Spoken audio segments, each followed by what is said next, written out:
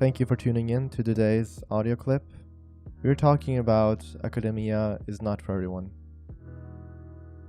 Now, I have attended schools in Norway. I have attended high school in the US, Michigan to be specific. I have a bachelor's and a master's degree in neurosciences and molecular biology. And currently, I'm attending a PhD candidate position in Berlin, Germany. So with that said, I've observed many people in academia throughout my bachelor's and my master's that I think should be other places. Now, academia is great. I'm very happy at academia, and in the future, I expect to have a close relationship with academia. But at the same time, I also understand that it is not for everyone. I'd like to focus this video on the younger audience because I think the older audience already has some ideas about these things and maybe also want to step into the discussion. The people that don't have an opinion is definitely the younger audience because they have not attended academia yet. They have some expectations of academia, and I would just like to attack some of those expectations. So unless you're forced to go to academia, you might be hoping to go to academia for reasons such as finding your passion. Now let's start with this one. So finding your passion. By finding your passion, I basically mean finding what you will be working for in the future and hopefully find something that will also give you a tremendous amount of drive. Now, this is for people who don't have a passion to begin with. And in 2020, I think that number is very high. Now, this is subjective, but you may challenge me if you like, and I don't think there's much to discuss there, but it is just my observation, okay? Passion is at an all-time low right now, for reasons that are very difficult to analyze, in my opinion. So, if you're not passionate about something yet, and you are going to academia to maybe hone your skills in a field that you want to be passionate about, now that is a great motivation, and I'm very happy you're willing to do so. But I would just like to burst your bubble a little bit, and maybe you can make a new decision from there. I would suggest that you can do the same and get the same outcome if you do this by yourself and a computer with an internet connection. Maybe you grab some friends, maybe you meet some people that have the same ideas as you, and maybe you sit down together and you learn together. Now, this doesn't have to happen, you can do this by yourself, but all I'm saying is maybe you can get a couple of your friends to do this with you, making this a lot easier. The second and last argument that I will present in this video is about motivation. Motivation is required on a neurological level to have the drive to work. Now, without getting into the mechanics, in my opinion, there are two types. The first type is when you have inner motivation. You have this inner drive that you have basically built up through years and years of habituation, and you just keep working on those habits with positive thinking, etc., and you work really hard.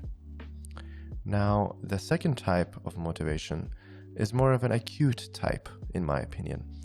This is based on fear.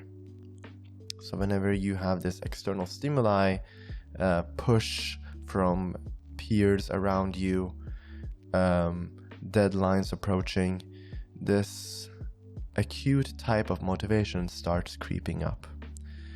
And what I feel many of you do as you are convincing yourself to attend academia is that you're telling yourself that academia will provide you that inner motivation that you have been waiting to have for years and years. Now, sadly, this is not the case. This is not what happened with me. I didn't have this inner motivation when I attended academia, and I did not get it. I had to find sources outside of academia while attending academia. Now things might be different for you. Maybe you find some sort of source in academia that provides you that inner motivation. I, however, didn't, and I fear, from what I've heard, talking to people in my social circle, and looking at the statistics of dropout rates from academia, it seems very likely that very few people find inner motivation when attending academia. So basically, if you're that type of person that maybe fits in, you will not find it. This is why I suggest you to, as soon as possible, by any means, like, go through the internet, ask your friends, ask your family for help. Anyone, just ask around.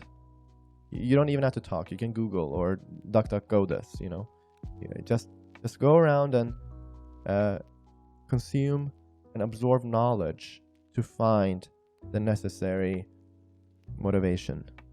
Just teach yourself, There are a lot of portals such as Healthy Gamer, in my opinion. Like, I've stumbled upon Healthy Gamer lately, and it looks very good. Like, you can get help there. Just get help, because having inner motivation, there is nothing more valuable than that.